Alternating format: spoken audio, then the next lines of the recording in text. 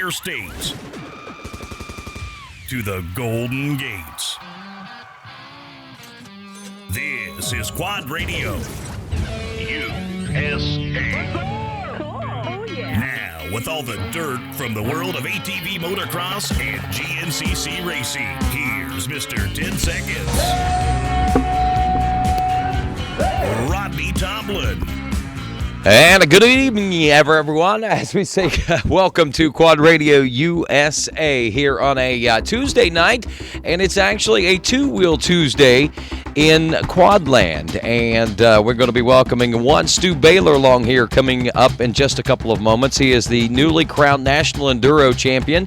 And we're going to be talking with him. We've also got our good buddy Johnny G online, who's always got an interesting perspective on things. And looks like a good night for our first two-wheel Tuesday. Now, it's not the first time that Stu's been on Quad Radio, but it'll be the first time we're going to focus on what's going on in the two-wheel world. Want to say thanks to some special folks that help make Quad Radio possible. Of course, helping keep the word spread around and about our friends at SSI Decals. Ian and the folks out there want to say thanks to you guys. It's a tremendous what you guys do, and those stickers really help out a lot. They've got banners on the way. And if you need graphics of any sorts, SSI Decals is a great way to go. And also, as we always say, our friends at Impact Solutions and ImpactSolutionsATV.com, the factory authorized service center at Elka Suspension at 985 Harris Highway in Parkersburg, West Virginia.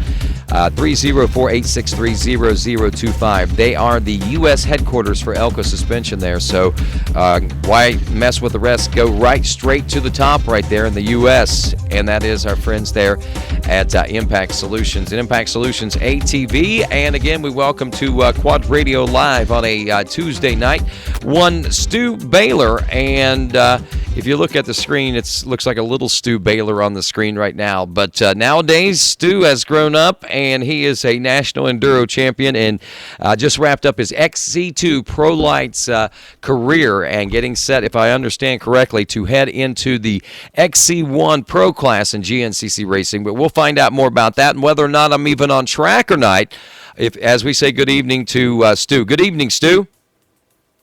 How's it going?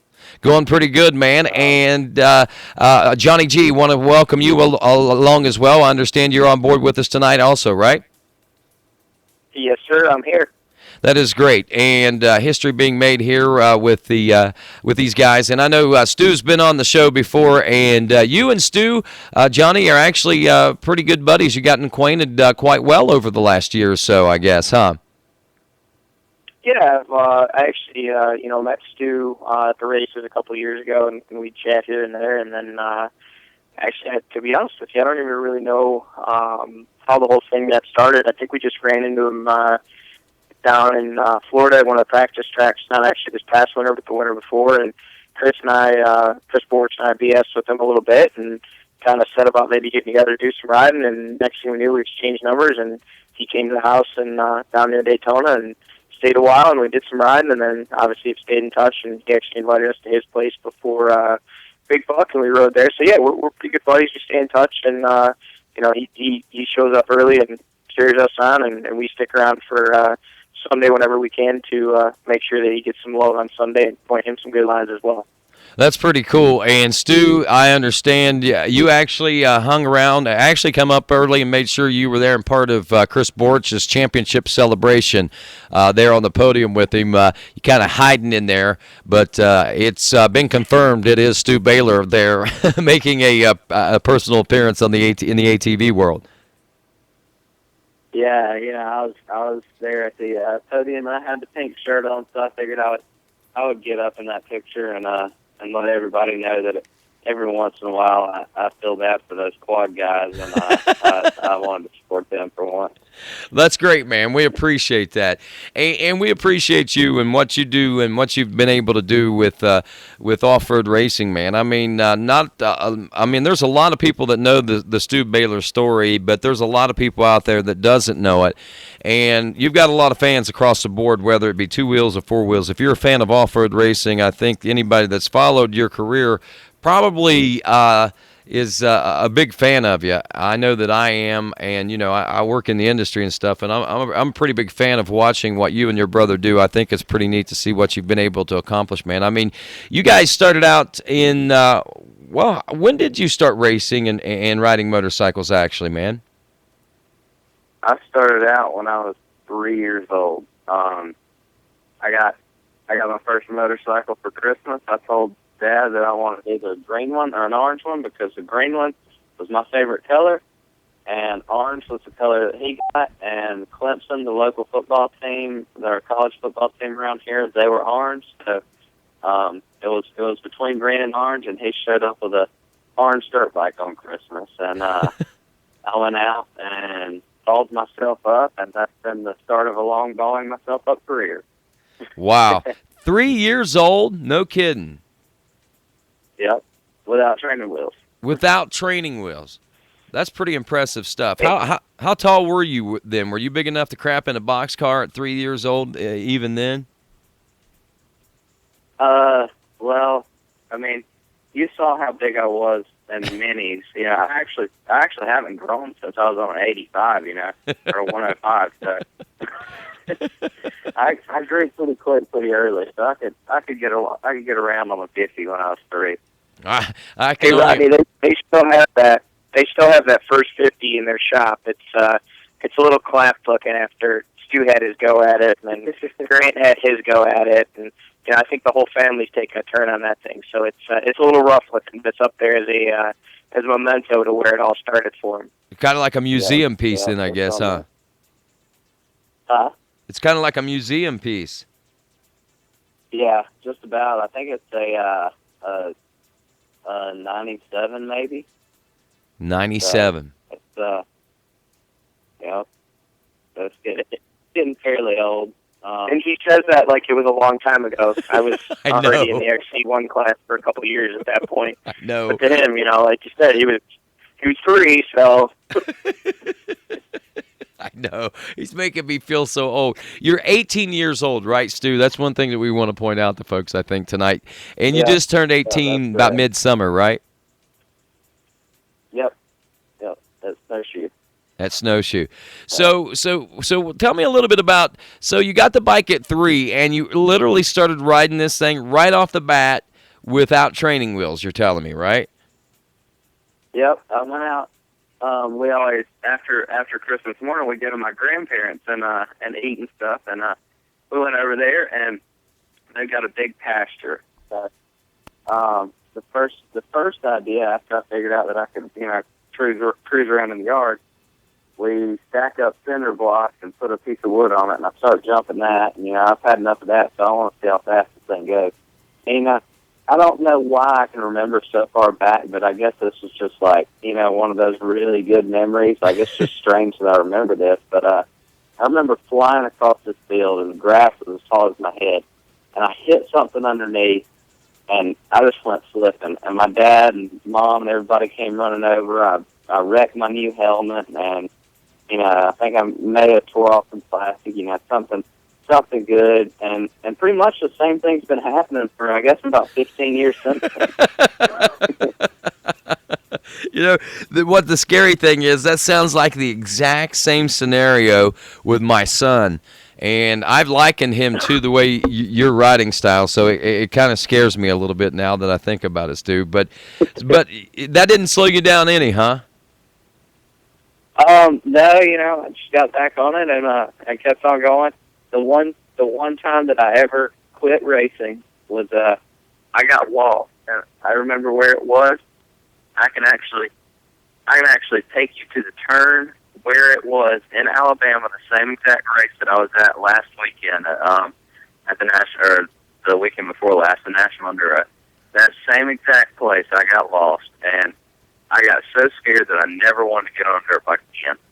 And I didn't touch one until I got a 65 and started riding again, and then took it from being a weekend warrior that kind of sucked on the weekends. I was never the good finisher. I was like, I'd get my finishing trophy and be happy as I could be. I never won a race on a 50. I was like the last place kid, and then we showed up at a GNCC after I started winning some Citras, and after the first lap, I had a minute lead, and then the clutches went out, and we followed the GNCCs ever since then. And that was 04, I believe.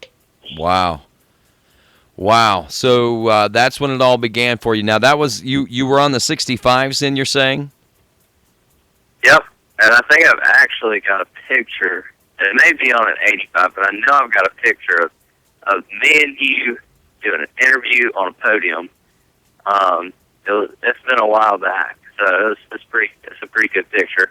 I'll have to I just joined Instagram, so I'm gonna do it for like a throwback Thursday one day. I'm gonna put it in there with the picture. Huh? No, go ahead. What'd you say? No, I was put it in there with the picture of me and Mike Lafferty. Wow.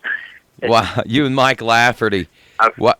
Yeah, me and Mike Lafferty. I was like 8 years old, and he was the pros. Him and Randy Hawkins were the pros giving out the trophies, and I thought it was kind of funny. We tripped up on that picture. And it was a picture of me and Mike.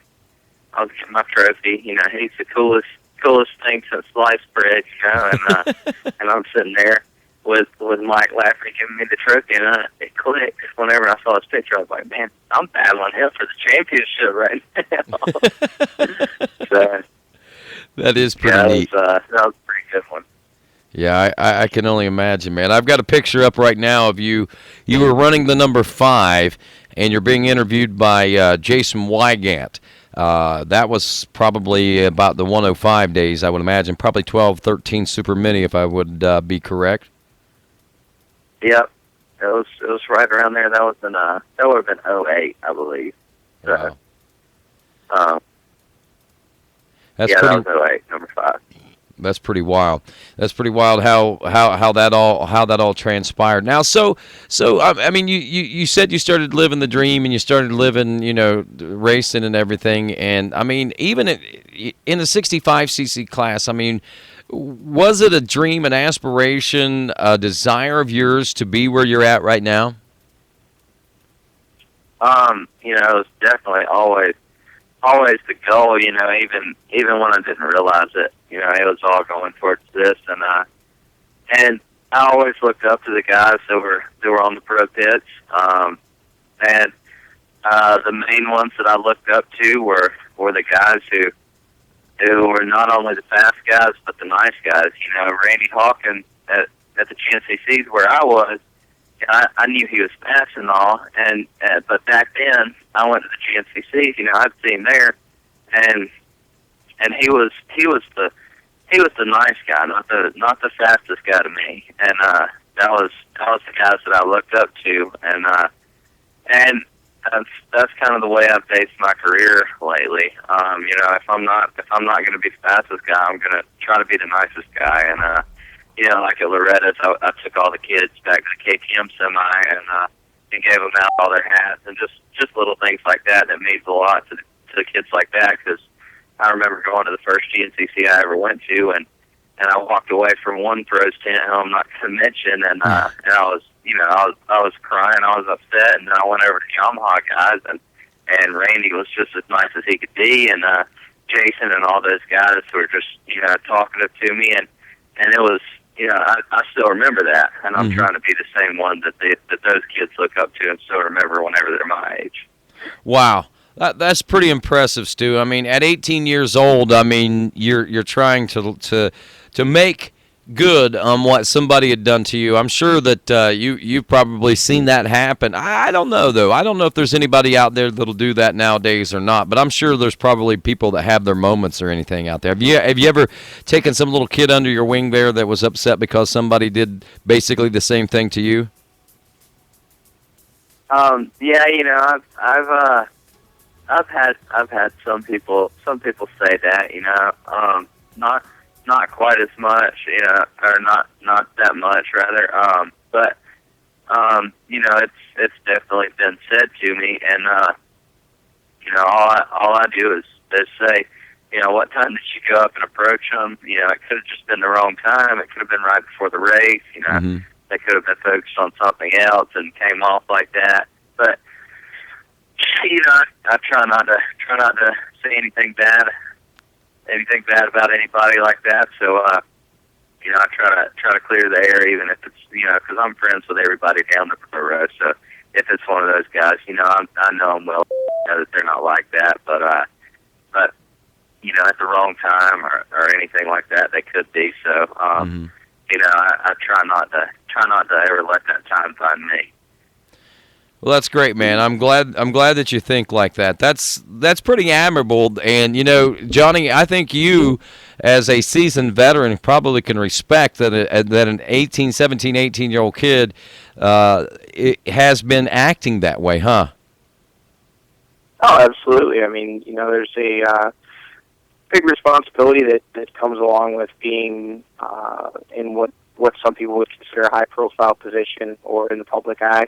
How you act and how you carry yourself, you set the example for the younger riders and especially the youth riders and the people that someday aspire to be where you are. And, you know, I was very fortunate coming up to, you know, have guys like Barry Hawk and, you know, Bob Sloan to look up to when I was really young. And, you know, those guys long before, at that time, it wasn't really, you know, as much now as obviously you want to do the right thing. I mean, there's a lot of contracts and deals and you know, setting yourself up for the future that's on the line, where back then it was just kind of based out of trying to do the right thing and you know, be the man that everybody should be. And, you know, like I said, Barry and Bob and all those guys, you know, they did it just because they love the sport, and that's why we all get into this. I mean, you know, Stu, going back to, you know, your third birthday, I'm pretty convinced your dad, you know, as much as obviously you guys may have soon realized there was a potential for a career here and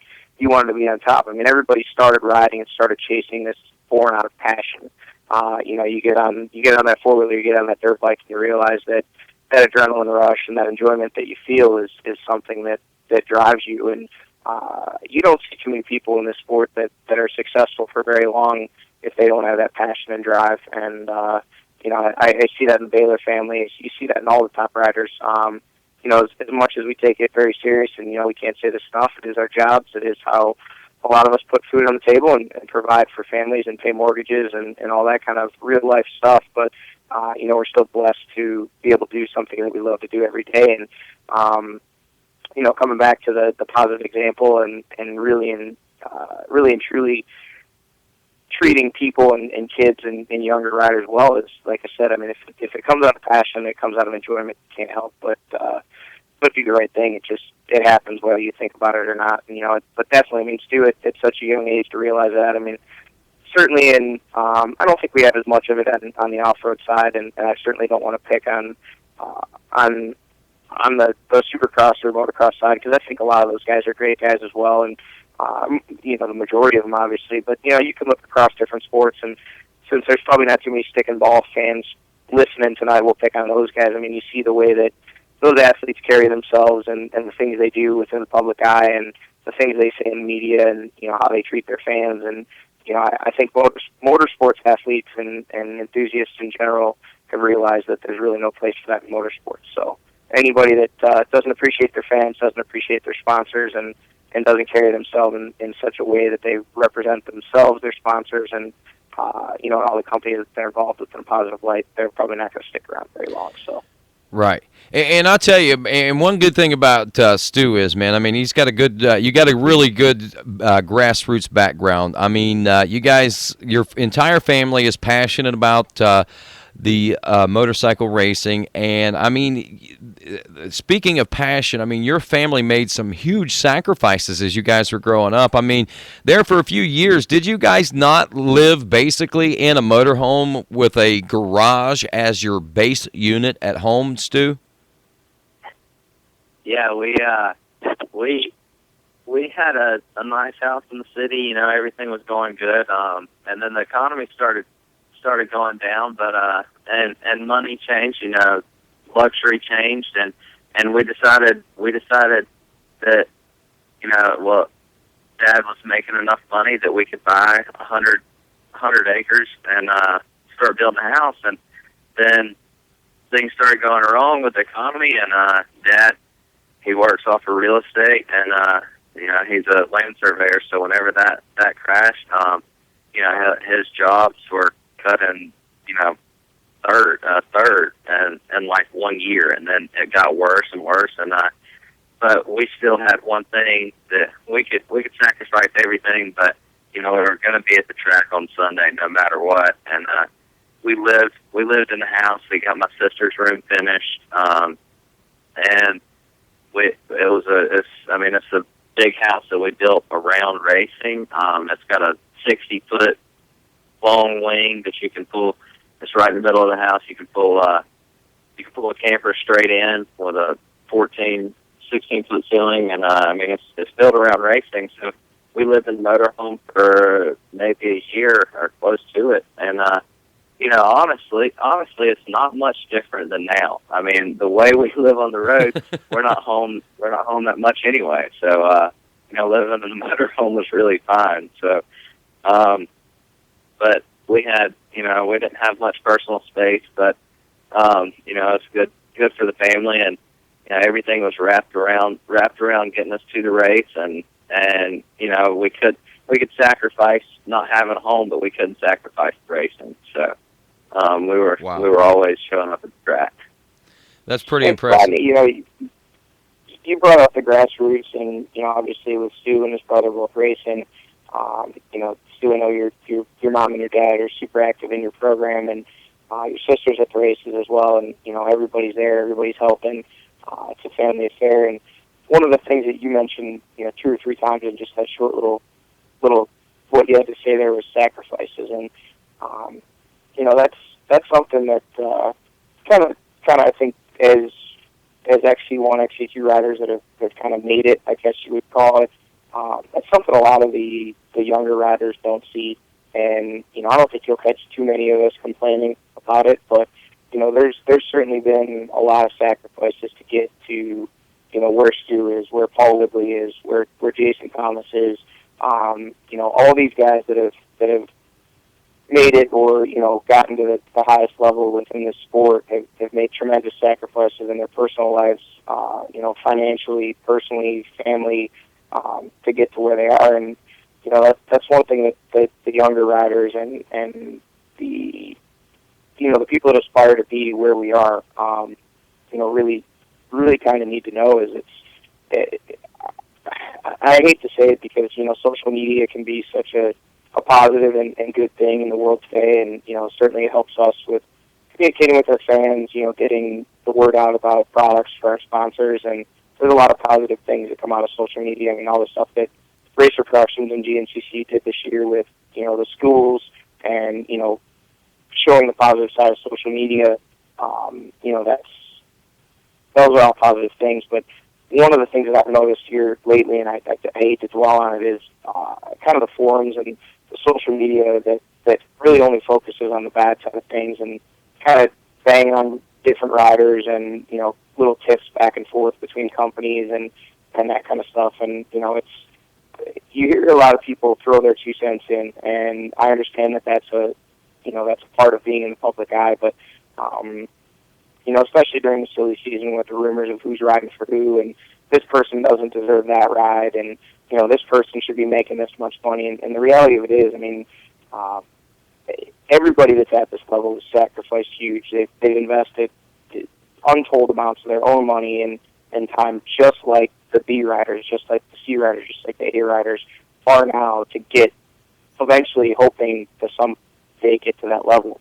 But, Stu didn't just wake up one day and win an XC2 championship. Paul Whibley didn't just, magically appear here from New Zealand. Josh Strang didn't win a championship a couple years ago. He didn't just fall out of the sky laying in the Suzuki rig and say, here, ride this dirt bike. And I know it's funny to say, and I'm sorry if I'm not making any sense, but it's just that time of the year where, I'm sorry, I'm normally, really positive, and I am. I'm super blessed to be where I am, but this time of year really gets under my skin with people not realizing what it takes to succeed at this level and the sacrifices that we've all made. And, they want to sit on their social media accounts and criticize, and then yet you see that, they should be the next guy and they should be getting the ride, but they're doing everything but what it takes to further themselves in this sport. And, sometimes in life you got to just look in the mirror and say, I'm either willing to to sacrifice to get what I want, or I'm going to settle with what I'm handed. And, the guys that are reaping the benefits aren't just given those opportunities. They go and they take them. That's right. That's absolutely right. Definitely. You got something to weigh in on there with, Stu? Huh? Did you have something you wanted to say? Well, I'll let you talk. No, go ahead. And then I'll say a little bit. No, go ahead. All right. Say. I think a lot of people don't understand. You're talking about the A's and the B's and the kids that are out there that don't understand the sacrifices. I know a lot of people my age that could be, would be, should be, whatever it may be, but they're not here. And a lot of the reasons they couldn't make the sacrifice. They still wanted to go hang out with their friends on the weekends or whatever it was, and then that leads to their party, and they've still got to have that fun, and we have to totally take that out of our lives. I mean, we really have no social life. I mean, our social life is business at the track. The only friends we have, I have very few friends around the house, and if I have any, it's like mostly they're involved with racing, and if not, I very seldomly see them. But so a lot of people just can't do that. They can't take it all out. And I mean, Johnny, are you married? No. That's another topic. I've got a good girlfriend, but I told her from the very beginning, there's ways that we're gonna have to do this, and it's not, it can't be all about you. It's all about racing for now, and it's a lot of people just don't understand that. They can't get it through, and they make the wrong decisions on women, and all the other things that you can fall for throughout the week. And to be the toughest racer, you have to be the toughest throughout the week too. You have to be able to say no to certain things, and be at the gym every day, and sacrifice enough time. 6-8 hours, which a lot of people don't understand. They think, man, this guy was just blessed with talent. I'll never be able to do it because he was blessed with talent. I can tell you, I mean, the hours that it takes to get here, like a full-time job on overtime, doesn't come close. I mean, there's no way it comes close. And then the stress that follows, I mean, it's worse than working a normal job and knowing that you might get fired. I mean, we work off of bonuses, and we work year by year. I mean, there's nothing set in stone, and after this, our bodies are so damaged, and like Johnny was saying, there's just so much more than the people on the computer really know. And I definitely, everyone's sitting here listening to what we're saying. I definitely, I don't want to backpedal, but at the same time, I definitely do want to say I've made all these choices, and I don't regret them a bit. I love what I do, and at any given time, I have the ability to just walk away and do something different. And I have an education, and I have other avenues to pursue. But I love what I do, and this is my choice. But what Stu was pointing out about people making the wrong decisions during the week, just to clarify, I think he's saying the wrong decisions if this is what they want to do. Right. If you want to race recreationally and you want to do it for fun, and this is just a weekend thing for you, that's the majority of the people out there. That's what keeps us in business. That's what keeps us rolling.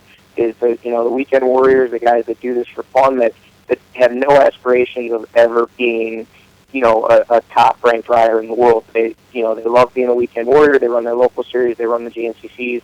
They compete within their class, but their focus is on their family, their career outside of racing. And there's far more people like that. Specifically, what I was targeting when I think Stu is the people that want to talk and act like that they want to be focused solely on racing, but then when it comes down to making the sacrifices, they're not willing to do that. They still want to live the normal life, like Stu said, go to the movies, hang out with their friends after school for hours, play, video games and play on social media all day, and all that kind of stuff, but then not put in the work, and then they don't understand why they don't succeed. So, that's definitely, it gets a little frustrating sometimes, but when it comes right down to it, I mean, I honestly feel blessed to be able to do what I do and have the opportunities that I do, and I wouldn't ever go back and change the choices that I've made. Stu's sitting here talking about he's 18 years old. He's talking about his body being chewed up. I mean, Stu, fast forward 17 years, buddy. That's where I'm standing. You know, same.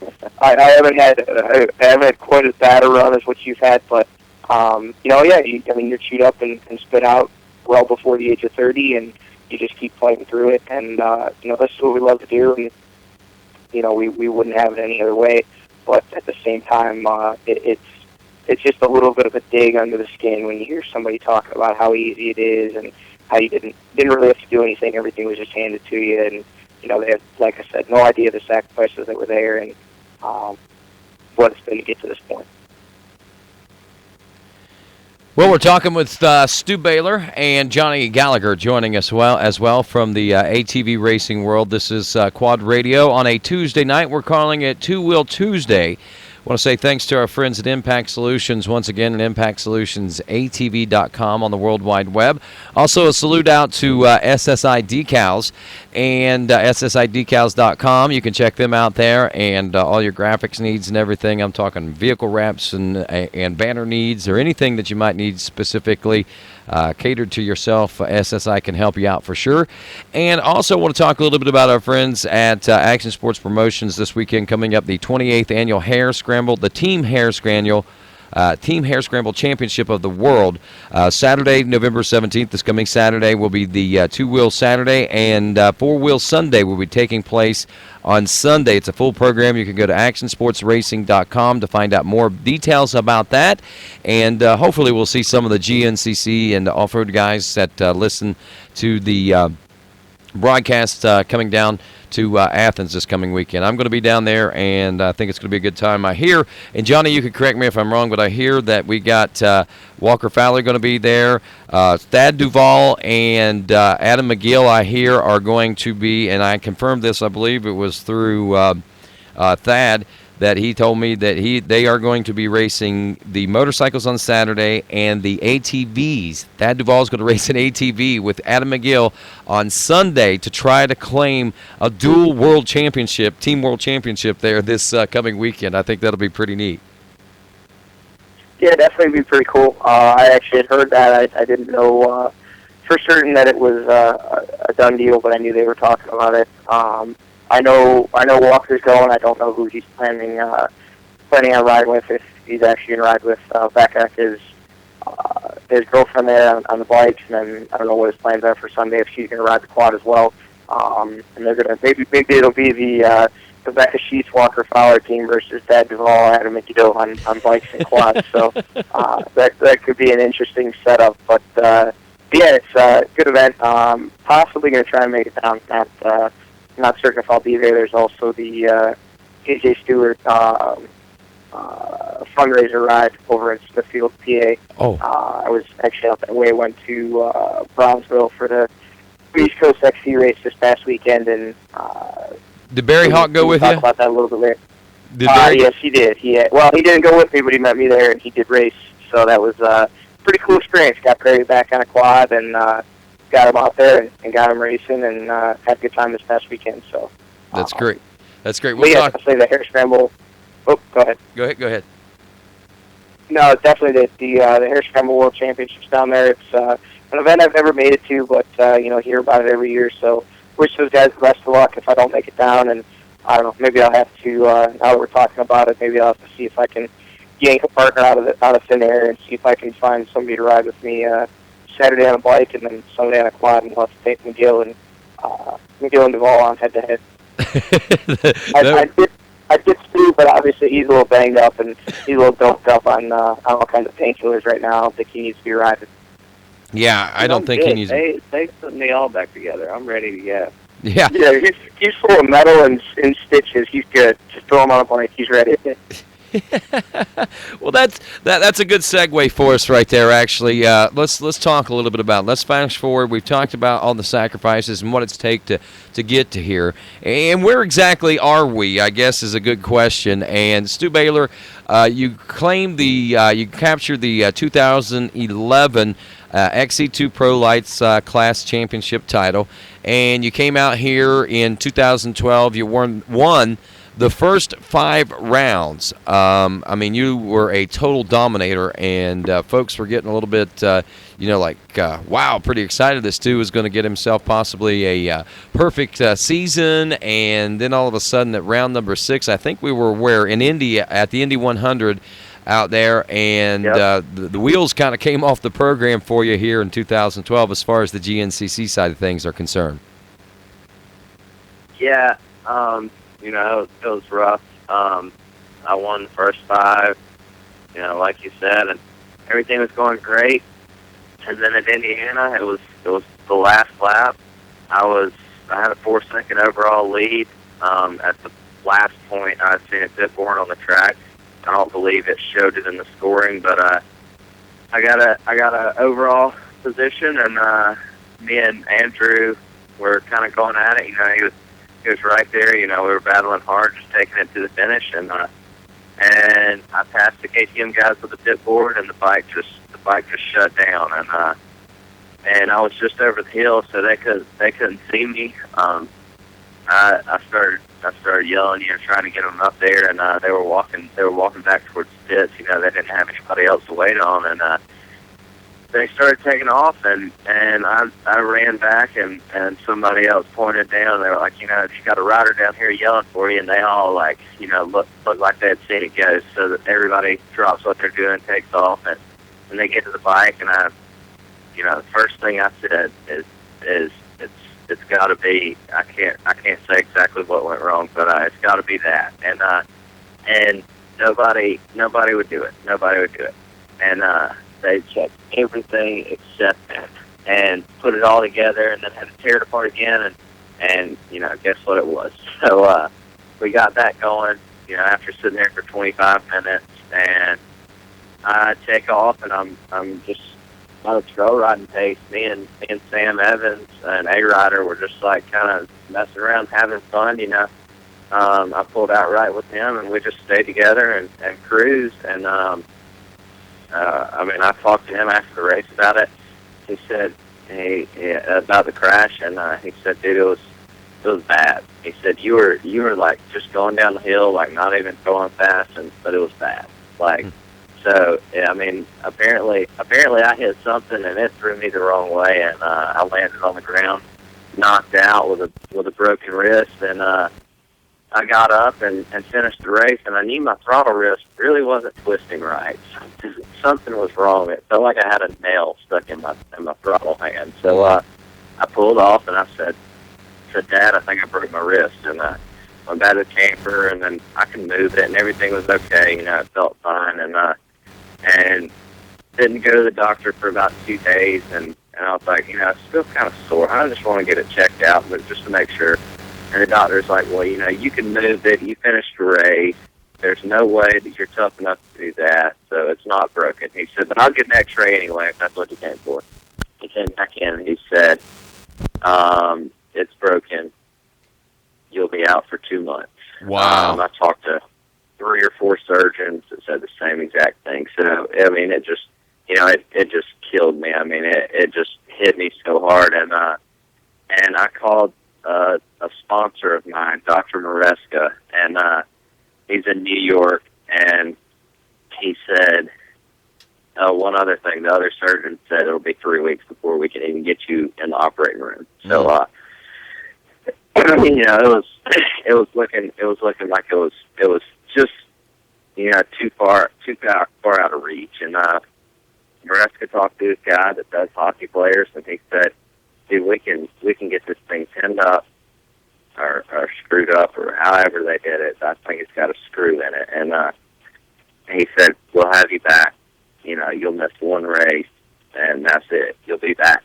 So we drove straight through the night, me and my grandpa, and got up there to New York, got the surgery that day, left right after surgery, came back home, got on the road, and went to I think it was the West Virginia race.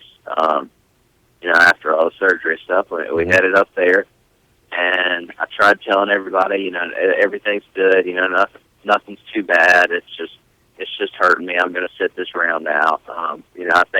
I I think a lot of people knew, but I was trying to deny surgery, and I was trying to deny that it was broken, and there were some people who bought it and some people who didn't, but it was hard to cover. And then the next races, things started going downhill, and the National Enduro, I got like a 5th and 2/3 in the GNCCs, and I guess for some people it doesn't sound like downhill, but from winning the first 5, it's definitely downhill, and I just wanted to win so bad, but it seemed like every time I got close, something would happen. New York, I had it, the wheel, the tire, the bead broke mid race. I came from like 4 or 5 minutes down to like 3 minutes down in a matter of a lap and a half, and then the axle falls out. Wow. So 9 minutes in the pits, and I only finished 3 minutes off the leader. And it was like I could almost touch it, but it just wouldn't happen. And then Ohio, I was leading all day. Jason got by, and he swapped out in the mud hole. I checked up and went straight into it head first. I guess I was driving with the fans on the sidelines. Just I wanted to see how muddy I could get with the rest of them. That took me. It was so slick I couldn't even hold on. That put me back and forth there. And then Indiana, I won. I got my points lead back, and then everything was good. I was riding some bikes, testing some bikes, figuring out suspension, everything. I trained so hard, like from the middle of the summer, like until Thursday before Loretta's. I mean, it was everything I had. Like, I picked up the training program so much, and my legs, like I wasn't doing much upper body due to the wrist, but my legs were in super shape. I mean, I was doing legs 5 days a week and racing on the weekends, and I mean, it was 110%. And then Thursday before Loretta's, I was riding test track behind the house, same place I ride every day. Same place I've ridden my whole, I guess not my whole life, but at least for my whole pro career, the same exact track. I mean, everything's the same. And just this stupid thing happened, and my back end got out from me going through a really fast corner, and I flew about 70 feet and hit 3 or 4 trees with my body, and broke my collarbone, and went to the doctor that day. I knew it was broken. I could feel the bone, and all I wanted to know is, can I race? And I said, well, I would be a bad doctor if I told you yes, but yes. He said, I understand how important this is. And he said, your clavicle area is strong enough that it won't do too much damage.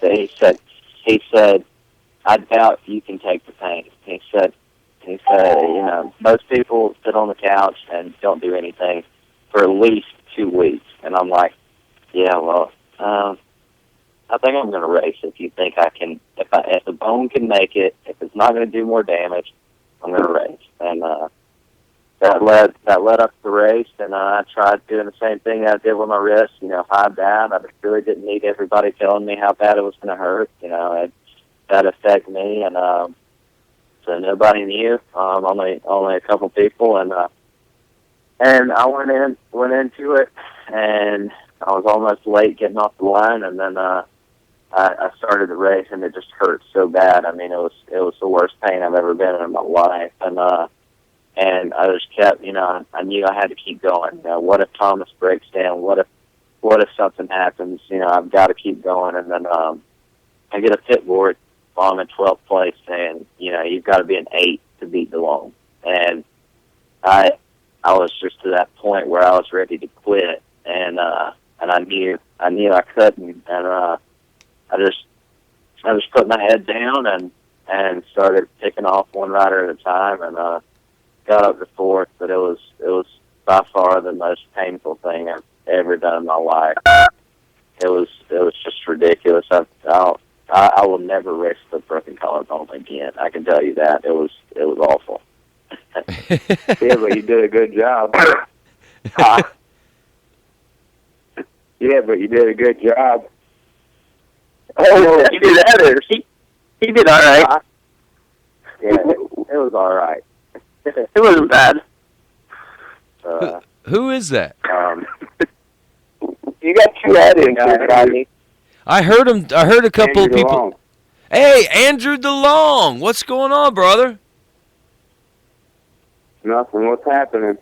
Oh, not a lot, man. Just diving into the two-wheel world right now and talking a little racing with Stu Baylor here, man. So good to have you along, man. Nice that you stopped in.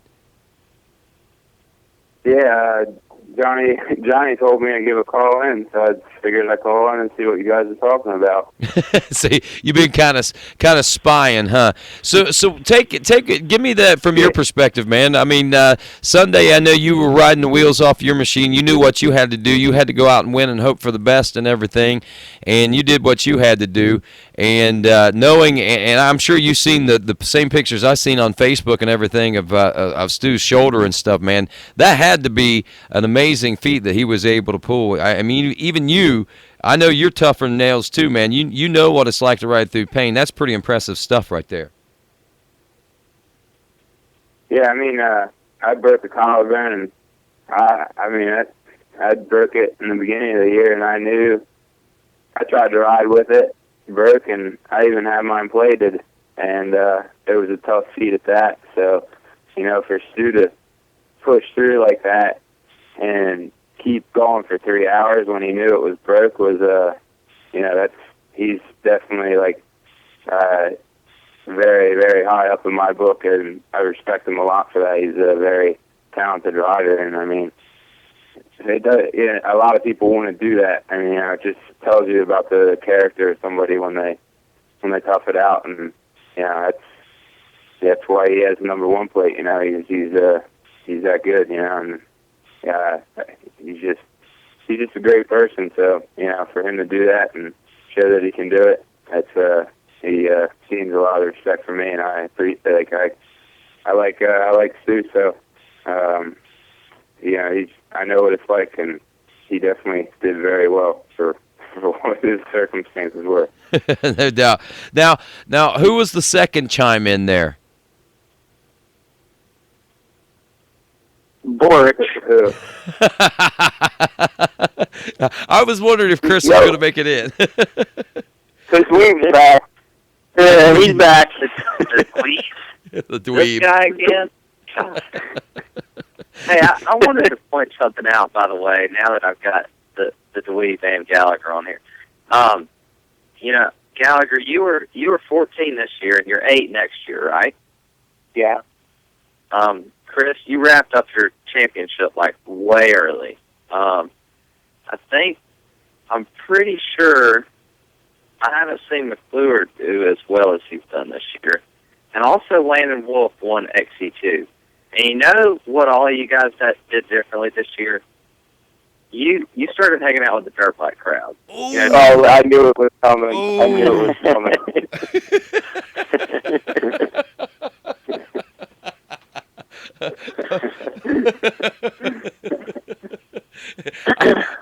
I have to give you guys credit for that. You guys definitely riding with you down in Florida, Stu down there. That was good. And then I got Andrew back at home that comes up once in a while, and we definitely tear it up, and it definitely helped me out a bunch this year. I mean, just pushing and having him to go off of pace and stuff. So yeah, I'll give you guys props. It was pretty sweet.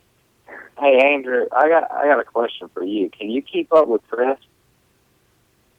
Dude, at his house, he rolls. Honestly, there's no doubt about it. What were you saying? Yeah, he's fast at home. It's tough. We're full on moto. Dude, it's as fast as we can go for 30 minutes plus, and it's tough. He pulls away from me, and I'm like, oh, I got to catch him, and I reel him back in, and then he does the same thing to me, and it's fun, and it pushes both of us, I think, and it's when it's slippery, he kicks my ass. But other than that, it's pretty fun. We went to Hard Rock this year during the off season, and when I was staying down with them, and I tried riding with him for a little bit, and I was I just got, I didn't say, I was getting waxed by a quad. I don't know if you noticed, Johnny, but I didn't go out there any other times that day while Chris was on the track. Well, it's one of those deals. It definitely depends on the track. I mean, there's times, like, obviously, Stu, when we rode at your place, tight trees, attractive setup for dirt bikes, all dirt bike lines.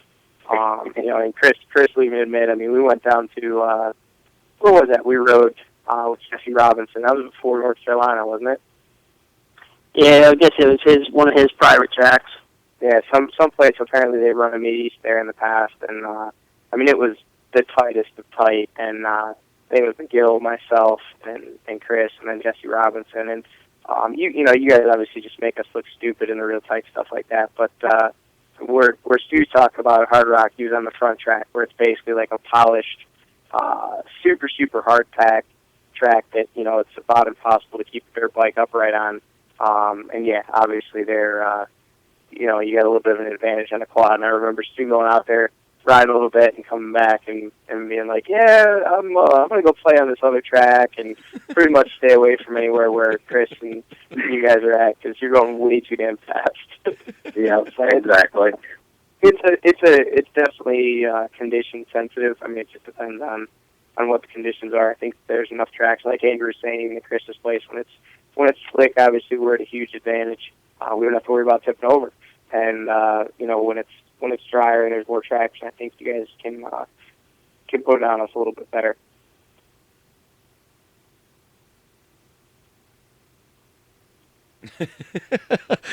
I'm just sitting listening, guys. I was waiting for you to talk, Rodney. Yeah, I was done, but I mean I can keep going. No. I just figured that maybe there would be another good story pop out of this one somehow, somewhere down the pike. But well, we got to keep some of those good stories under our hat. I mean, we can't get them all out at once. I mean, there's definitely some good ones, but you can't push them all out there at one time. You got to save something for future quad radio. Yeah, there you go. We got to entice the viewers and listeners to continue to listen. And I like the way you're thinking, Johnny. Keep those ratings up, man. I like that. Which, by the way, we are having the most successful month at Quad Radio this month, and I do want to say thanks to all of those folks new folks that have tuned in with us as well here on Quad Radio, and the bike guys that are making it in with us tonight. Want to welcome you guys along. And Stu, and with all you guys on the phone right here, right now, I think this is probably a pretty good question to weigh in on for everybody on this.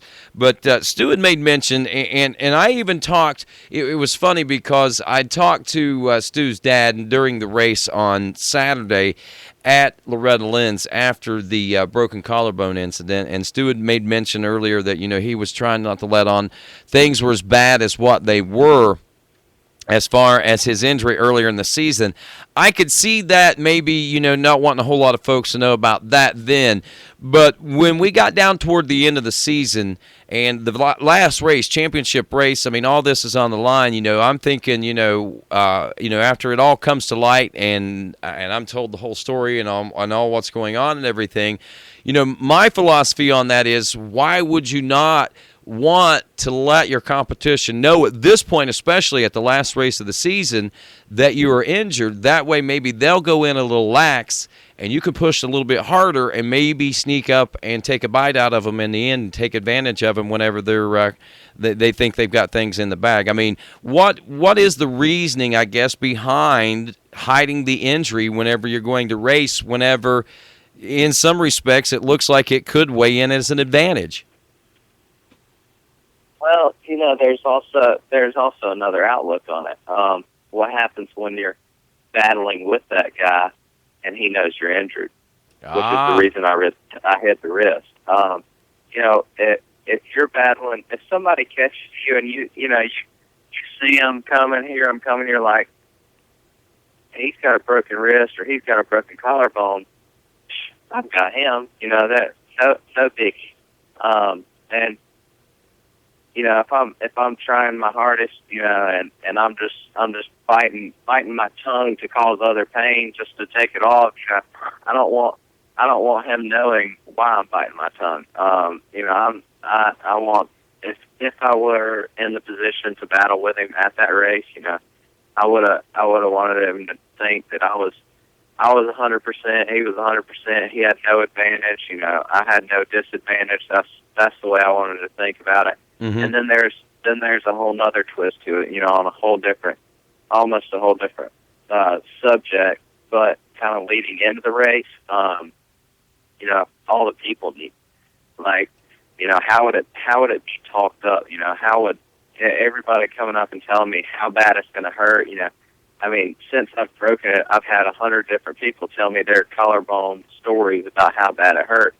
But what would have happened if that happened before the race? What would my mindset be? Instead of being, I can push through this, I can do this. Let's say another pro racer comes up and says, "Dude, that's going to be tough. I tried it. Mm-hmm. That's going to be bad." And I don't know that I would have been able to even get fourth. I don't know that I would even be able to make the first lap if that would have happened. So, Mm-hmm. I mean, that was just the way I was thinking about it, and it was just better for me if everybody didn't know at the time at the start of the race. So. Well, that makes sense. No, I think especially in this specific instance, I mean, I think we're all guilty of trying to hide, injuries or things that happen. I mean, I don't think there's a rider in the top rankings of any of the classes that probably doesn't try and make themselves, for their own purposes and their competition, seem tougher and stronger, when they are injured or have something happen during the week. Racing is incredibly mental. Everybody knows that. And, going in, you don't want to, like Stu said, you don't want to give your competition any kind of a mental advantage thinking that you're injured. But also in this specific case, I mean, Stu kind of made mention of it earlier. I mean, the championship was on the line, the points battle being what it was. I think Stu knew in his own mind he was strong enough to go out there and get a finish to earn some points. But obviously coming into that race, had Jason have known Stu's condition, he would have had a completely different mindset coming in, thinking, all right, all I need to do is basically finish ahead of Stu. Mm-hmm. And thinking Stu's healthy, you got to assume that Stu, Jason, and Andrew have distanced themselves at this point in the season. It's probably going to be a battle between the three of them for the win in the podium position. So they're basically thinking at this point, okay, it's the three of us. Well, if Jason had known Stu's condition, he'd have been thinking, man, probably all I need to do is just ride a nice solid race, similar to like what we saw on Sunday when Braden Henthorne went out on the first lap. Pat McGuire went into conservation mode and knew all he needed to do was score X number of points. Mm-hmm. Well, not knowing that going into the race, Jason pushed the whole race thinking, okay, Stu's going to be coming at any time. I got to keep pushing, certainly upping the odds of something happening to him. So, it's a calculated risk you take, and I think, he did the right thing and, Mm-hmm. and did everything he possibly could do to try and still win that championship. And, I think Andrew was out there. I mean, anybody who was at that race could see that he was out there to make a statement. It didn't have anything to do with, at that point, I mean, I know he still had a chance for second in the championship, or if something happened to Jason, still a championship. But it was pretty obvious from his posture riding the bike that he was out there to make a statement that, his season didn't go the way he wanted it to go, and he was going out with a bang, and he was going to light it up that last race, and pretty well just run away from everybody, and he did a damn good job of it, too. Yeah, to say the least. Thanks, Johnny.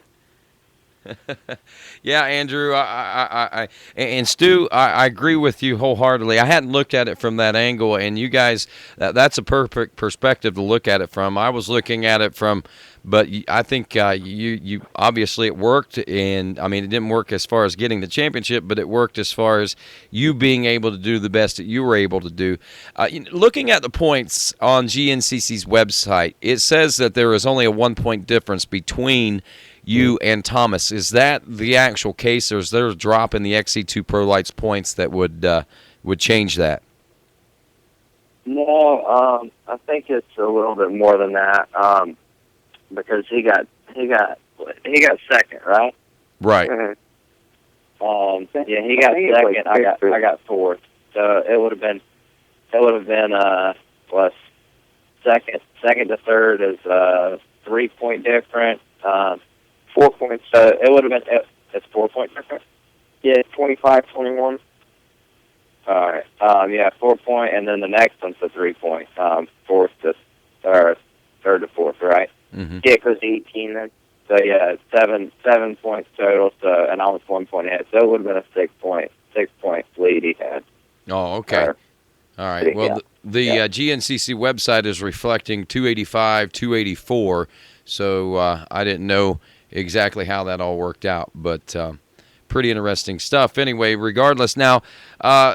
Real quick, since Andrew's on here, Andrew, I got to commend you, just like I think everyone else needs to do. And Stu, I think you can probably answer this question as well as anybody, but or make this statement as well as anybody. A big surprise to see how quickly you got back up to speed and how consistently you rode that speed the rest of the season, man. My hat's off to you. I mean, you got 5 wins on the season, and you only finished off the podium one time, after you made your came back at round number 3, and you even finished an overall, somewhere in the overall there, like a second or third once or twice, if I'm not mistaken, this season too. So my hat's off to you, man. I think that you did an excellent job this past season. Yeah, thanks, Rodney. And I mean, it was definitely hard coming back. Once I got in 8th place, I only rode the bike 2 days before the North Carolina GNCC, and so when I showed up there at the GNCC, I was just riding around because I was out of shape and I was tired. And then I knew I got 8th, and I knew what I had to do, and I just put my head down and started working out like crazy, doing 2-a-days or something, and just pushing the limits, and each weekend got better and better, and Stu was the man to beat at that time, and I just tried so hard that every race I just tried to improve little by little and just keep chipping away, and eventually I was able to hang with him for like a lap, and I was pumped with that. And then the next race we battled the whole time, which is like, it was awesome. And we were pushing so hard, we were up in the overall lead by like a lot, and when he fell and hurt his wrist, broke his wrist, and I wish he hadn't done that, because we would have definitely, I think, finished like first and second overall, because we were pushing so hard. And it's fun. I like battling with Stu, and I had a great time this year. It was definitely interesting, and then Thomas's speed picked up, and it was like a 3-way battle. You didn't know who was going to come out on top every weekend. So it was definitely fun for sure, though. Yeah, it was. Yeah, definitely. It was. What were you saying, Rodney? No, go ahead. I'll let you put in your outlook. Well, no, I was just going to say, to I was just going to point out the fact that he'd gotten a second overall, that limestone that you got injured in. He got the overall second place finish that day, which is pretty realistic to think that if you guys would have kept pushing, you guys could have gone literally first and second overall. But go ahead with what you were saying there too. Well, I knew you were kind of saying how he bounced back. I knew last year he got that win at Loretta's, and during the off season, he was the guy I was training to beat, and I knew he was going to be strong. I knew he was, he's been working a full-time job. He just got his big break. I knew that he wasn't going to let it slip up. I knew he wasn't going to pass it up, because he's got the same drive that I do, and I knew he wasn't going to let it pass him up. So that's what I trained for in the off season, and it was kind of a relief to hear that he broke his collarbone. But at the same time, it's like that sucks. It would have been awesome to battle with him, and then 3-4 races in, here he is. He's back on the podium. Then he's catching me from his bad start. He's catching up to me and riding with me some, and then we start battling more and more. And that day at Indiana, he actually came by me like I was sitting still, and pulled a Chris Borch and waved me around. And I was like, oh God, I know what he's doing. I remember doing the same thing with Jesse Robinson, and Grant does it to me. If you see off somebody, learn really quick.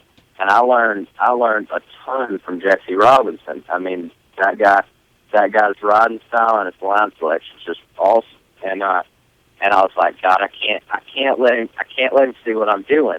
I just can't let him do it. And I knew he had a strategy, and I played that same exact card. And I was like, God, I can't shake him. You know, he's on it. I can't shake him. He's watching me. Everything's going to go away. And I knew, I mean, even if we went to that next race and I was 100%, I can tell you he would have beat me. I mean, there's, you know, whenever you get up with somebody like that and you know that you can run their pace, I mean, it changes the game. I mean, everything's different. You get a whole different perspective. And, you know, Andrew came in, you know, it was like he was in 8th place and he was like in 2nd place the very next weekend. And then, you know, he went from being a little ways behind me to being, you know, hot on my trail where I'm having to train even harder through the week just to hope to get away. And, you know, Andrew just kept picking it up all year, and he said I was the guy to beat, and it felt good to run with him. You know, at the end of the year, he was the guy to beat, and it feels good to run with him, you know. And I was really hoping for that 3-way battle at Indiana. That would have been probably the highlight of the year. And, you know, he had his bike problems, but he caught up to me and Jason for just a little bit before that happened. And he started, you know, I could feel him back there. You know, I could hear the 4-stroke, and I knew he was coming. And I looked back in the field section. I was like, all right, you know, now it's a game on. Now, no longer playing. You know, here is this a 3-way battle for the championship. You know, this is it. And, you know, it sucks that he had his bike problems there, because that would have been, yeah, that would have turned out even more interesting than it did. Yeah, I have to agree with that.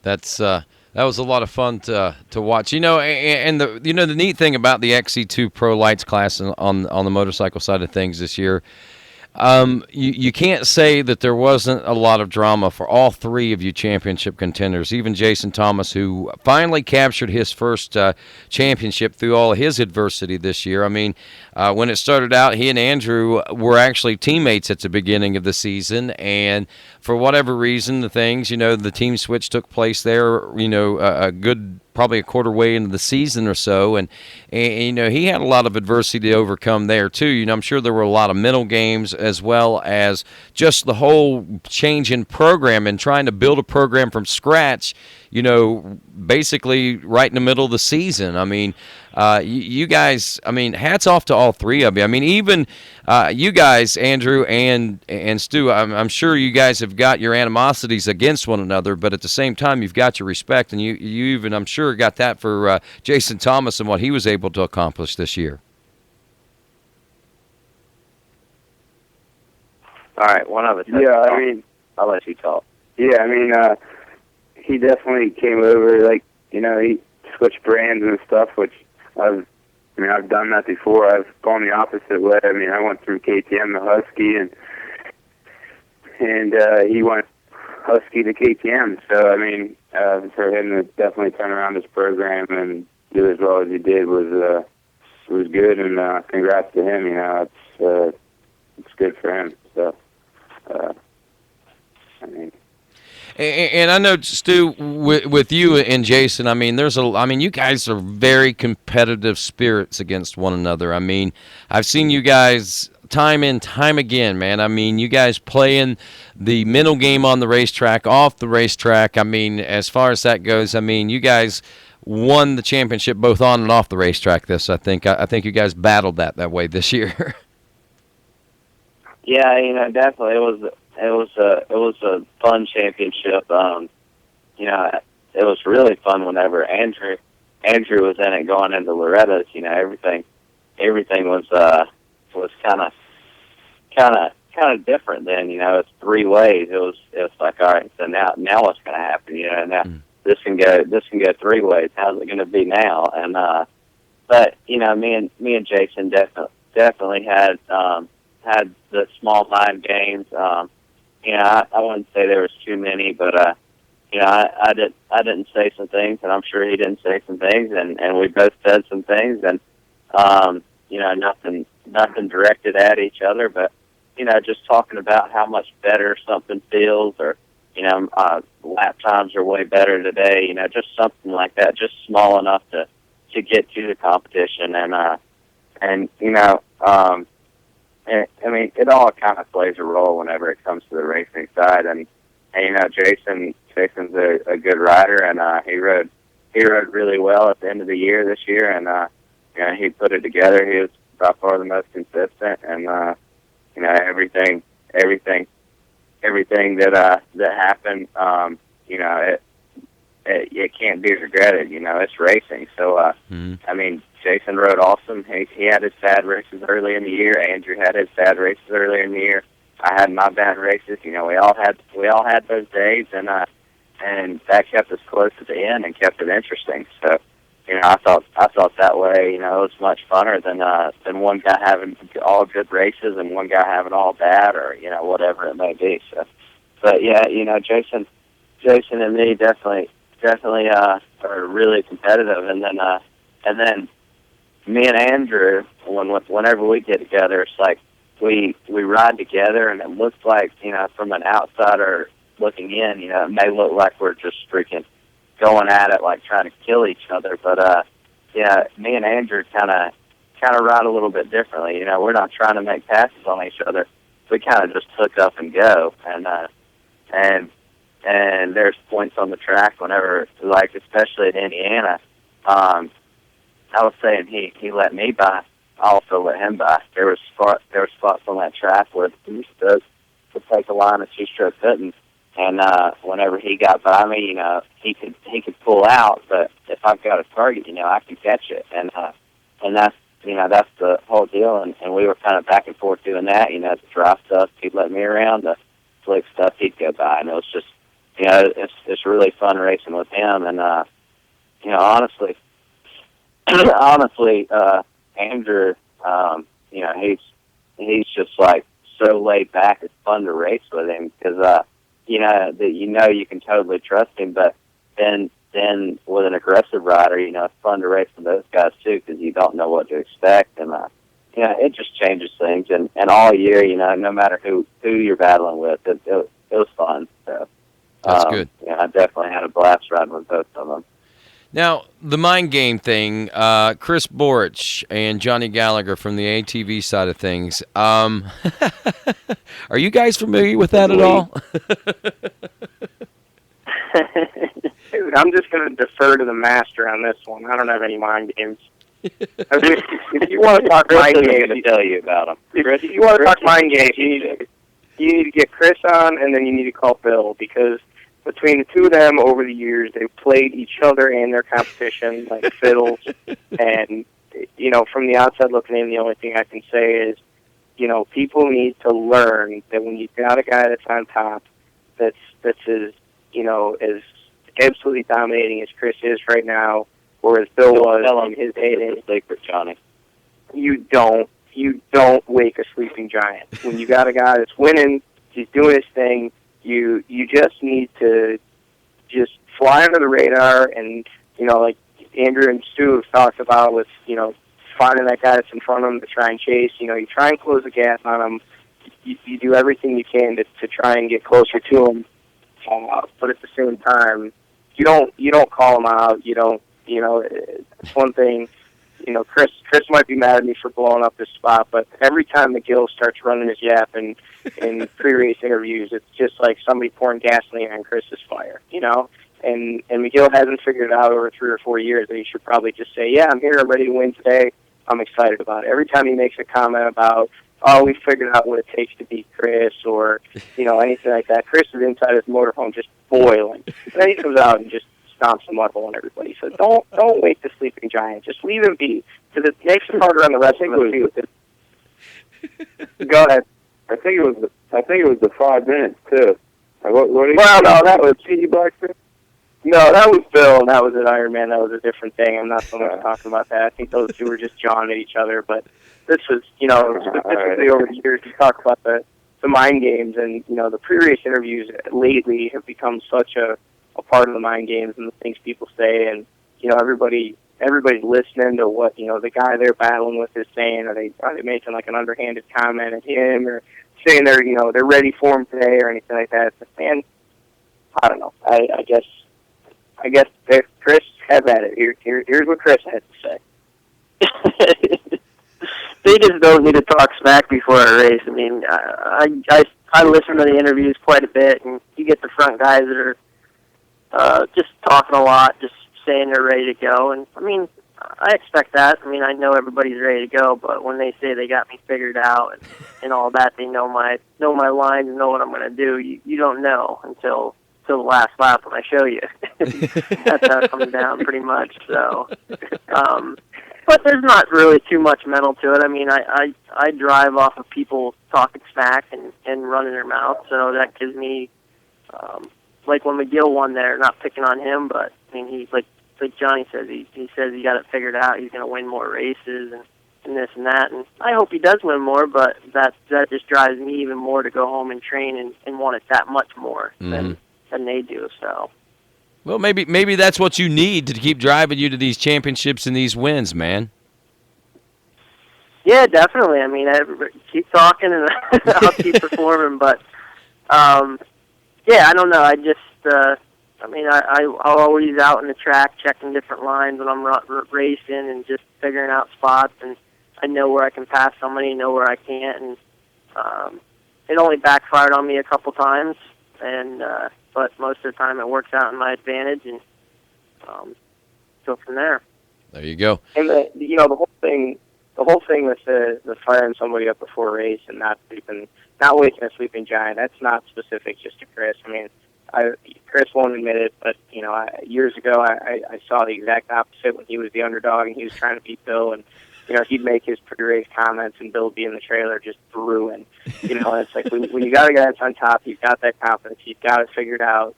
If you can beat him, that's great, but probably the best thing you can do for yourself and the worst thing that you can do for him is to beat him and then just be like, oh man, I'm just really happy I beat him. I got lucky. Because then he's going to be like, shit, it's hard for me to get mad at this guy because, he's giving me respect at the same time that he just beat me.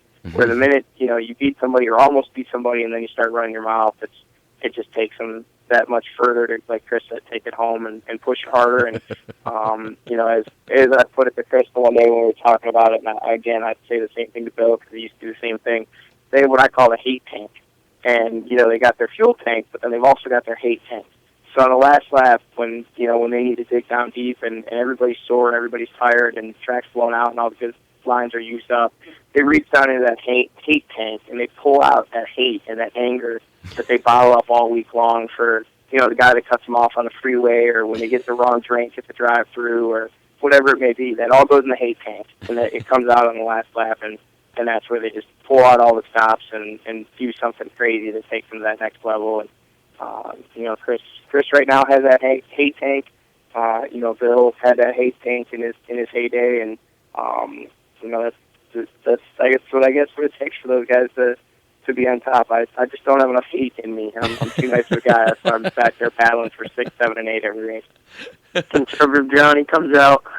Yep, conservative Johnny is going to get angry. He's so He's just a nice guy. He's so blessed to be here and happy to have the opportunity to do this. He comes across the finish line and it's all rainbows and unicorns. You want to finish first? No, I'll finish first. Wait, no, I'll let you finish first. Yeah, go ahead. How it is. Well, pretty much. But, see, you guys don't know what it's like back where I finished. I mean, you guys are battling out for wins. Back when it's 6 and 7, coming to the line, it's like, oh no, man, you worked really hard today. I really want you to have it. Me and Yoho and Pickens and the boys, we're just back there just chilling, hanging out. We actually, the reason why we're sometimes just minutes behind the leaders is we actually sit in the woods and talk, and we discuss politics. But really important issues that you guys are overlooking. So I mean, we get it all figured out. And actually, Bach on the bike side, he kind of falls into that. We actually talk as well during the week, and him and Kenny and those boys, they do the same. When they come to the pro pits, they're pushing like mad, but the rest of the time they're out in the woods. They're like, so what do you think about this whole healthcare crisis? I mean, what do you think we should do? I mean, does Obama have this right, or do you think Romney's going to get this stuff figured out? So that's what goes on out in the woods when those guys are 6, 8, 10 minutes ahead of us. Well, you guys had plenty to discuss this year. There's no doubt about that. And it's getting late, man. And I guess we probably should be about ready to wrap things up. But Stu, I wanted to touch on the national enduro scene for you real quick. Say congratulations to you on that. This season, about midway through, you got to take into the full and grand scope of things. You were leading the championship points in that. Also, whenever you had the first wrist injury there in the GNCC race about mid-season or so. Yeah, it was rough there, but you get a break between sections, and whenever I was getting my pain, it'd be towards the end of the section, and it was something I could push through, and get everything kept taken care of, and the swelling back down. Put some ice on it in the pits, and go out some more, and it's not as hard on your body there. It's not physically as demanding. It's just short sprints. It's like what Borch does on the last lap. It's as fast as you can possibly go through the trees and close your eyes, and then you get a nice break. And you can eat a sandwich, and you can like me and Andrew did after the last enduro. I didn't race, but we had some French fries, and just good stuff like that. It's a lot. It's a lot less demanding, and it's kind of it's fun and it's different. And those kids were race associates this year, and see that I could compete somewhere else. So it was fun all year doing that and the GNCCs both, and just hope to be back in both of them and strong next year. Yeah, and real quick, just to let people know, I know that you'd made mention you didn't even realize last year that they'd changed the rules and that you were eligible to ride XC1, so you went ahead and had everything geared up to ride XC2, and that's what you went for the championship. But from what I understand, you're making that step up next year, and you're going to go to the big boy class, the red number plates, the XC1 Pros. Yeah. First touching on last year, we signed for XC2, and every deal was made for XC2. But I had already got the XC2 championship, and if I would have known that I could have ridden it, that's definitely where I would be, this year. And not necessarily to go get a championship, but to learn. And it kind of sucks, but it was kind of good. And then I got a lot of publicity from winning the first 5, but also I was in the top 5 overalls in all those races. So I could have done fairly well in XC1, and so I'm just hoping that this year will start the same way last year did, and I almost ran down the XC1 guys from 3 minutes down at Florida last year. So I'd like to see some of that stuff happen again, and hopefully I'll be able to run with those guys, and if I can't win a few, at least learn and be able to have more momentum going into 2013 or 2014, I guess. So it'd be awesome to win a few, and even a championship would be great. But it's all about learning, and that's what I'm making a step for now. That you're actually able to think in that perspective. I'm amazed at how mature sounding you are for an 18-year-old kid now, or an 18-year-old young man, I guess I should say, and it's pretty impressive. And I want to say good luck to you in that endeavor as far as racing the XC1 class next year, defending that number 1 plate in the National Enduro. And I'll give you a chance for some parting shots coming up here in just a few moments. But real quick, I do want to get over to Andrew DeLong since we have him on the line right here. Andrew, what is the plans for you next year? Do you have anything set in stone? You going up XC1? You going to stick around with Andrews? What's going on? As of right now, I don't have a deal or anything set up, so it's all like a work in progress right now, and I don't have a contract, and my contract's up, so right now I'm sort of I'm just working on just trying to set something up for next year. My goal is to stay in XC2 and try to win that championship. And I mean, it's only this was only my second year riding the whole GNCC circuit. So, I mean, I forget all the races that I go to. So, but I'm starting to learn them more, and now I'm more familiarized with them. And I think next year will be a good year because I can remember them and remember the lines I took the last year, and just be more comfortable on the track. And I think I'm going to be staying with FAR Husky, but it's not set in stone, and just hopefully staying in the XC2 class one more year to try to win that championship, and then try to move up to the big boy class and see what happens there. Wow. Sounds like you got a pretty good plan, man. I wish you good luck. I know there's a lot of things going on in limbo right now, so there's probably not a lot of questions to answer with it being silly season and all. Chris Borch, while you're on here, man, how's things going for you right now as far as looking into 2013? Still up in the air. We still we got a couple offers out there right now. We're in the process of trying to figure it out, waiting for them to come back and see how they fare out. But I mean, worst case scenario, what I'll be back on would be a Suzuki again. But best case scenario would be on definitely a different brand. So we're just working the bugs out right now, and would love for Suzuki to come back and definitely do something. But I don't know if they're going to do it or not, and that'd be the best case scenario for me. And since the bike's proven, and I know what I need to do to it to go out and win races, but right now it's getting pretty tough trying to do it on my own with running that, so it'd be nice to get some support from either Honda or Yamaha, so we'll wait and see what happens. Well, good luck, man, and hopefully we'll be having some breaking news on Quad Radio here pretty soon, all right? Yeah, definitely. Appreciate it. Not a problem. And, Johnny, what's going on with you? Obviously, you're gearing up for another big year again, I guess, next year, running the number 8 and everything. Yeah, I could tell you it's all up in the air, but I'd be lying. All my stuff's done.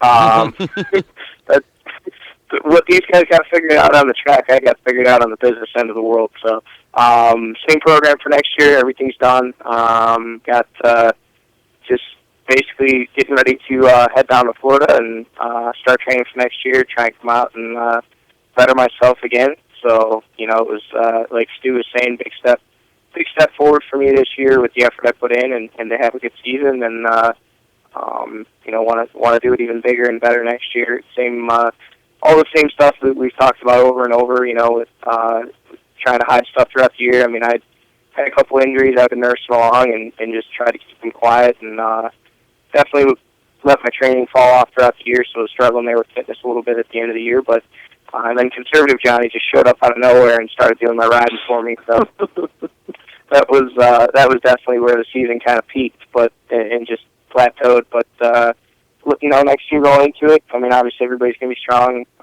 You know, a lot of the top guys showed a lot of good speed throughout the year, and I don't expect anybody to fall off. So I'm gonna have to work hard if I want to move forward, and that's the plan. Head down to Florida, spend some time with Chris, spend some time with, you know, I'm sure Andrew's going to be down. Steve's probably going to be stopping in.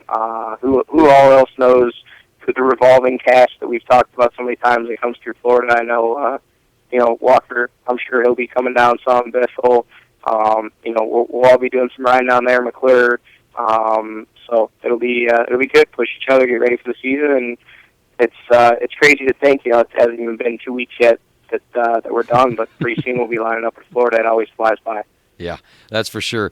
And Stu Baylor, again, thanks for being our featured guest here tonight on our first ever Two Wheel Tuesday and being such a big part of the quad radio world. I'm doing kind of an experiment. I hope you don't mind being my guinea pig here tonight. Kind of see, I had a lot of people asking me to do the same thing with motorcycles that I'm doing with the ATVs with quad radio. So we thought, well, we'll throw it out there and just see how things work out. And by the numbers I'm judging by right now, the number of views tonight, it's gone along pretty good. So Stu, thanks again for being a part of the show tonight. Again, congratulations on a hugely successful season with all the adversity that you had. the National Enduro title, and second in the XC2 Pro Lights class, just behind Jason Thomas there with the, even with your injury and everything, I think it was just an awesome season. And again, just thanks for being here on Two Wheel Tuesday on Quad Radio.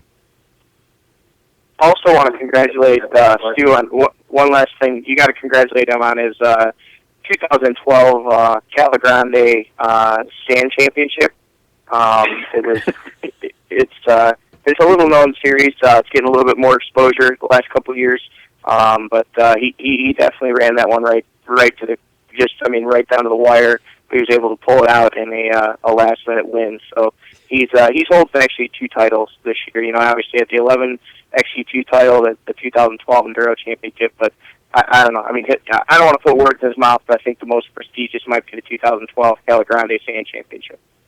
I believe so, and if Andrew's coming down to Florida, maybe he can compete with me, but I doubt it. The way that everything had to be taken off of me, like with you guys, everything. I mean, the lines you guys gave me, and the way you guys helped me out during the race or the competition.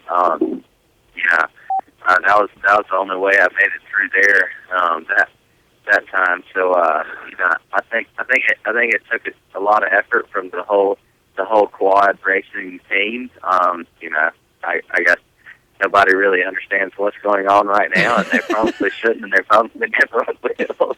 But all I'm saying is if Andrew's gonna compete with you in the 2013 Cala Grande Sand Championship, make sure you guys bring plenty of bail money.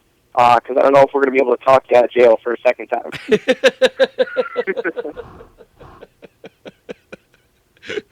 No, you can go ahead and thank your sponsors, too.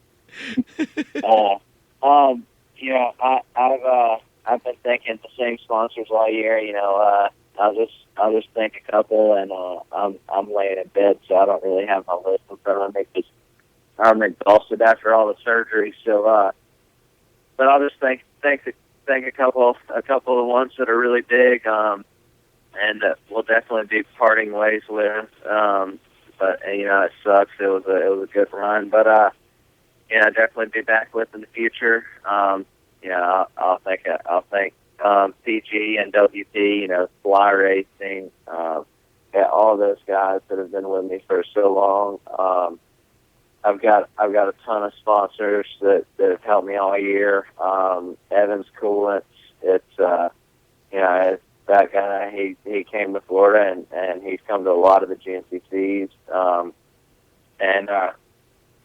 think I'll be back with a lot of them, but that's the ones that I can remember that I won't be back with. So a shout out to all those guys for everything they've done, and then. Hopefully there'll be a future for us, but if not, I'm glad the way everything ended. We got a championship and half a championship in the GNCCs, almost one. So everything went almost according to plan. So it's great working with them, and also all the people that helped me get to the National Enduros. My grandparents, my whole family. Like all the sacrifices we were talking about, come through my sister, my mom, my dad, my grandparents, everybody's sacrificed, everybody's pushed me to get to where I am, and it's just been a phenomenal year, even with the 3 surgeries and the broken bones, but everybody that helped get me here, I hope they can celebrate for me, because I've got to go to sleep, and whenever I stop being so tired, no more celebrating. I'll be back in the gym. There you go, brother. Medication is kicking in, man. Let it go, man. Just ride it on out and go into night land.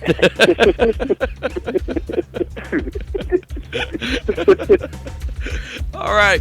It has been a wonderful night, and I want to thank everybody for being a part once again of this historic night on Quad Radio. Two Wheel Tuesday for sure. Brought to you in part by your friends at Impact Solutions, factory authorized Elka Suspension Service Center there in Parkersburg, West Virginia. ImpactSolutionsATV.com on the World Wide Web. Also, thanks to SSI Decals for all their support that they give us here at Quad Radio, and the stickers and everything. And we'll be getting those, and we'll be letting you know when we got the new shipment in, and we're going to be sending those out if you want them. Again, want to remind you guys that are still tuned in, don't forget this weekend, the 28th annual Team Hare Scramble Championship of the World in Athens. You can go to actionsportsracing.com for more details and information about that. On behalf of my special guest tonight, Johnny Gallagher, of course, special co-host, he is always, and I'm glad to have him aboard. Chris Borich, the four-time GNCC ATV champ. Also a surprise visit by Andrew DeLong there, the third-place finisher in the XC2 Pro Lights class this year, on the two-wheel side of things. And, of course, your National Enduro champ and second place this 2012 season, a former XC2 Pro Lights champ, Stu Baylor. On behalf of all those guys, I'm Rodney Tomlin. This is Quad Radio.